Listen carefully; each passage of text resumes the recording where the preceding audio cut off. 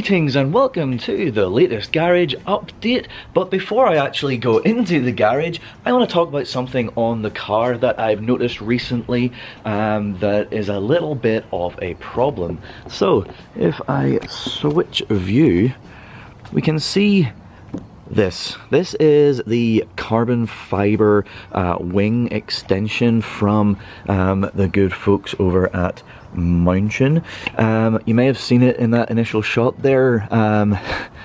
I have some issues with the clear coat. So I actually noticed this a few months ago. Initially it was just kind of around this spot right here. It was a smaller spot than it is currently, and I actually just thought it was like dirt or something, but once I got up close I saw, it is the clear coat having some kind of like peeling issue or some kind of a delaminating issue or whatever you would call that. Now I have heard about these having similar such issues. Other people on forums and on Facebook groups, people do complain about delamination. They do complain about clear coat issues on these Mountain wing extension things. Mine was always good. I always thought, well, maybe I have got lucky, but apparently it was just a matter of time. This is about 3-ish years old, so that's about how long it has lasted before, yeah, I mean, you can see it's getting pretty bad. So, I mean, it's actually all the way along it. Let's see if I can, how closely I can get it. So, yeah, there's issues you can see. I can sort of feel it here, and if you look really closely you can see it's sort of got this sort of like milkiness in around the bits of the weave, and that is like all the way along, in, you know, to various degrees, like here a bit, and especially at this bit right here, so down at the edge here, but this is obviously the most egregious spot. So yeah, it's literally just the clear coat that is peeling off. I mean, if I get my fingernail, can you see that? It's literally just peels off. So it's, the clear coat seems to be like unbelievably thin on these. I don't know exactly what the manufacturing process is on these.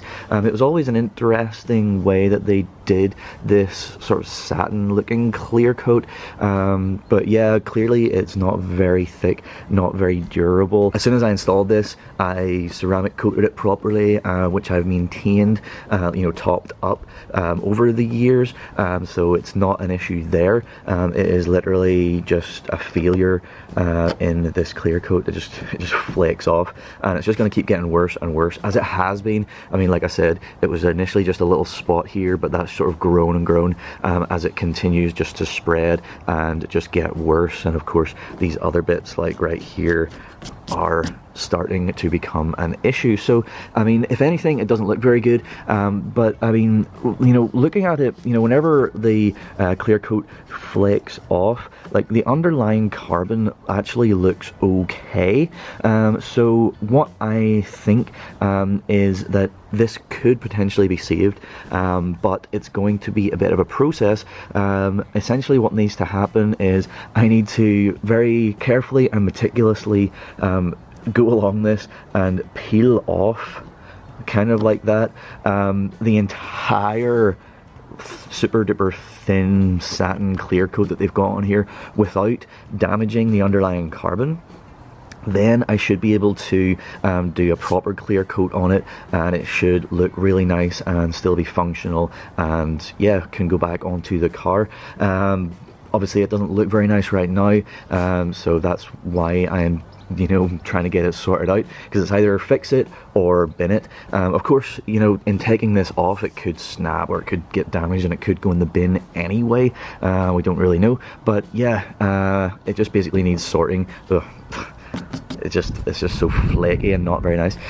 So yeah, the first stage of course then is to remove it. I have already sort of checked it, you know, it can be removed. I've sort of loosened it a little bit here already. So yeah, just need to remove this. It'll probably leave a bit of gunk, so I'll need to remove some of the goop from underneath in the meantime. But yeah, first stage is to get this off.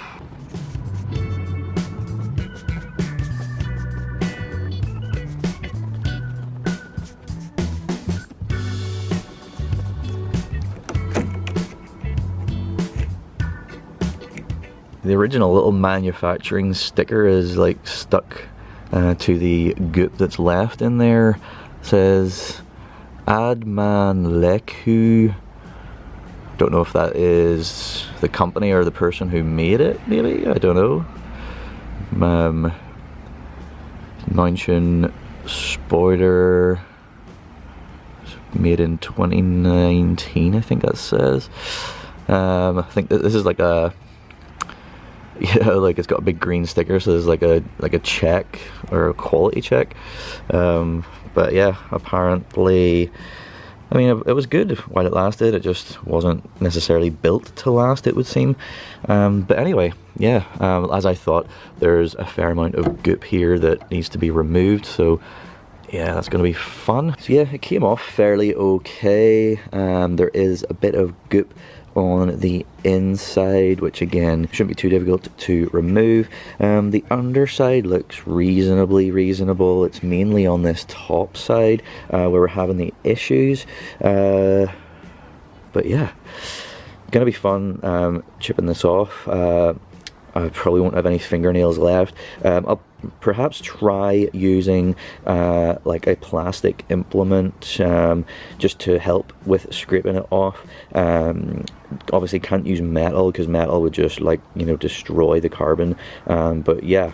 So part of getting this sorted out, I will need to remove this little Mountain logo thing. So I have went inside and grabbed some dental floss, and we'll just get that in there and sort of shimmy that off, and then we can continue in our attempt, at least, to refinish this piece of carbon.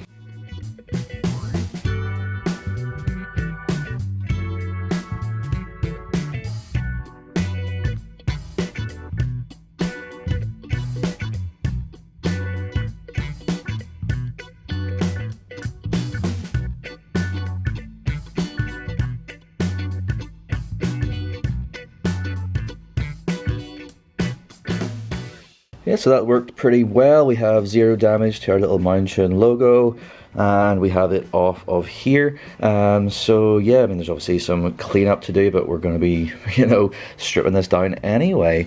So yeah, I mean, I'll just continue with this just in my own time. Like, it's going to take, I would imagine, quite a bit of time to get done, and the results of that I will share in a future garage update. But for now, I will just keep going with other updates. So just above here, you may remember, if you watched the last garage update, that I have been doing some refurb work on a couple of different parts, in fact, for the sort of suspension components of the car, if you like. So this is one of them. This is the second of the 2 front wishbones that I have been getting sorted. So it's currently hanging up here because it is in the curing process. Like, I have got all of the coating on, you know, in terms of the, you know, the primer paint clear coat is on there, and I'm just giving it a really good amount of time to cure. So I've got the other one actually in a more advanced state. If you remember last time, just because of weather and stuff, I had got one of them done, and in this similar kind of process the last time, but this one I hadn't hardly even started. So yeah, this one is, I mean, it's looking really good. I'll get a wee bit closer there for you. I'm really happy with how they've turned out. You know, they're looking like almost, you know, brand new, you know, just really nice, but of course upgraded as well. But yeah, I'll bounce over to the other one, because the other one is 100% you know, in terms of the refinish, done. So it is ready to be built up with the remainder of the new fixings. I mean, you can see here on this one, I do have the Powerflex small bushing here, the first half, or the first part of the Whiteline, and I don't have any of the hard race ball joint in there, but those are the things that we can finish finish off on the other one, so I'll bounce over to that now. Okay, so here is the other one, the first one that I did. So this one is the one that is in the more advanced state and ready to be finished in terms of being built up. I did mention the other bits that are done, which is over here. I have the rear trailing arms, so these are totally done and looking, I think, fantastic. They came out really well. I'll put on screen what these looked like before I started doing the refurb work on them, but they were relatively rough looking. You know, they had a decent bit of surface rust, and now we just have this nice fresh painted surface on there, and I think it looks great. And of course, if you'll remember from the last time, we do have those extra welds for strength, and we have the Powerflex bushings in there, which, you know, just add that extra bit of spice and that extra upgrade. So yeah, those are looking great. Those are 100% ready to be installed, so keep your eyes out for that as a future video.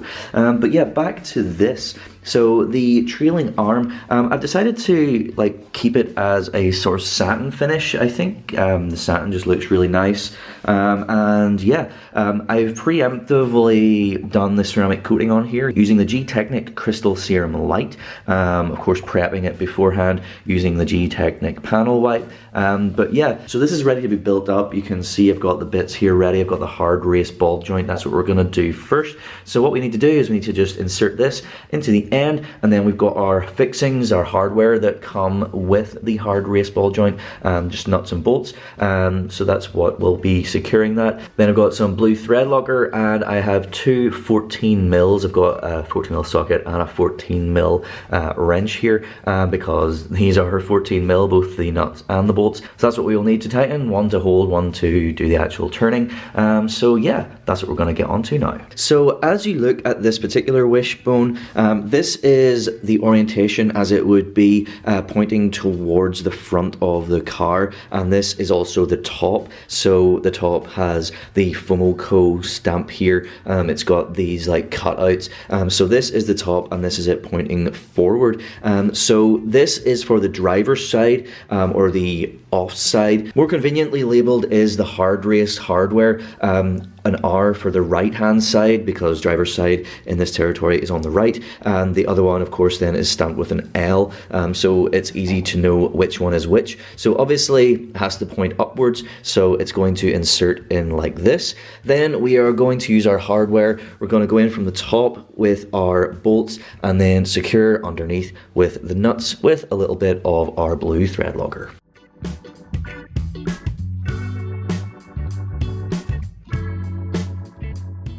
So there we go, that's it all in there and aligned up with the holes in the wishbone. Fair play to Hard Race, that is a precision engineered component. It is tight, very tight fit, but I suppose that's what we want. We want everything to be nice and precise, nice and tightly in there. So yeah, nuts and bolts time.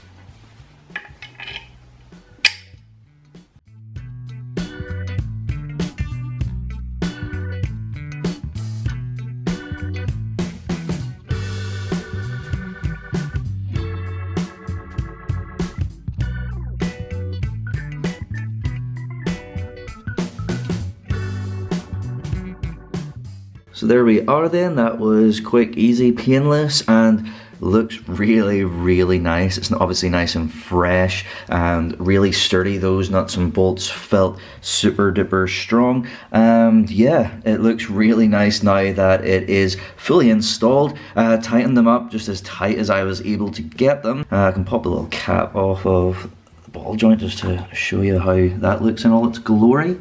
And yeah, so that's the ball joint part fully done. That's 2 out of 3. So we have the ball joint end, we have the Powerflex end that we did last time, and then we just need to move on to the Whiteline end. So we can get rid of this tape and go and get that and get it installed. Okay, so I've got the tape off of here from doing the refinish. So now we are ready to put in place the Whiteline piece, the front control arm, anti-lift and caster increase assembly, bushing assembly. So essentially the way this works is they give us a little sachet of lubricant. So obviously we've got 2 of these to do, so we want to use a generous amount, so like half of this, and that is going to be put into the inside of the Whiteline bushing. So in terms of which one that you want to use, because obviously there's 2 in the pack, putting them in the same direction, they are not the same as far as the direction that the bushing goes. You can see that one side of the bushing has a big sort of like cutout, which is what matches up with the inner portion of the small bushing. So it's important to use the correct one. If I zoom out a wee bit, this is the orientation, and whenever we install this, the jaws have to be pointing this direction basically, so away from the ball joint, so that direction. So with it pointing in that direction, then we also need to have the sort of larger cutaway pointing inward towards here. So then it becomes a question of, well, what way up do these go? So hopefully you can see, if I go like directly above, we have a flat edge and we have an edge that sort of goes in and then down, and it's the same on the other one as well, flat, in and down. So there is a right and wrong way. It's not just, you know, pick one and go for it. So hopefully if I angle this, it might be a bit easier to see. That side is the flat side. It just goes continually from where the bolts go through all the way around the bushing. Whereas if I flip it up this way around, you can see it has that definite sort of like curvature in there. So basically the one that we want to choose is the one that has the curvature pointing downwards towards the ground when it's installed, or in other words, the flat is the top, so the flat is going to point the same direction as our ball joint, for example. So yeah, that's how we make sure that we're picking the right one. The jaws pointing that way, the larger part for the insert pointing that way inward, and flat top. So that means that this is the correct one for this particular wishbone, so we can set the other one to the side. So yeah, just going to do the install like I mentioned with the lubricant, getting it in there, getting it sort of like, you know, spread around, and then just inserting it onto the end.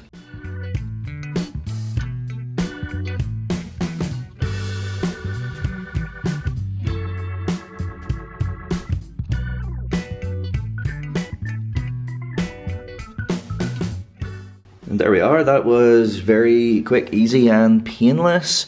It went right in there without any issue at all. The only thing is on this end we have some of that lubricant poking through, but we can just clean that up, no problem. Yeah, that went on real nice. So the only thing I've actually got left to do on this wishbone right here is just remove the tape from the Powerflex bushes, and then this piece is ready to go. We just then will need to wait for the other wishbone to be completely cured on its refinish, and then do these same processes on it, and then we'll have both sides ready for installation. So yeah, I'll remove this tape, and then once we've got that done, then that will be all the work that we are doing on this today. Alright, there we go, that's the tape off. So this wishbone is 100% complete and ready for install. And back out in the actual garage, this mounting piece, the carbon, I've managed to get rid of all of the gunk from up inside it, so that's nice and ready to go. So yeah, I just need to get going on sorting this out, which is going to be a lot of fun. But I thought I would just sort of bookend this video, this garage update video, giving you a little bit of a sneak preview of another different piece of carbon that isn't this or anything that I showed you before, and that is inside this little box right here. So I mean, what piece of carbon do you think comes with a random American license plate that I can never use? It's inside this bag. So let me just set the camera down for 1 second and I will get into the bag. So from the outer bag, then we had this inner protective bag, and then another protective inner bag, and then inside that we have the beautiful piece of carbon fiber. Yeah, I mean, you could go and look up with what this is. This is just a little preview, a little teaser. If you want to guess what it might be, put it down in the comments below. And yeah, that's a future piece of carbon going on to the RS. So there we are then, that is the latest garage update for you. Plenty of stuff going on. We have things that are completely ready to go, ready to be installed onto the car. We have some things that are almost there, getting built up, almost ready to go on. And like the first thing, the carbon, we have things that have raised their head as an issue and need to be sorted out, but we will attack them head on and get it sorted, and all will be good and all will be even better in the end. So yeah, I hope you like this update. I hope you enjoyed this video. Thank you so much for watching. Please do like, share and subscribe for more content to come very, very soon. Thank you once again. Goodbye.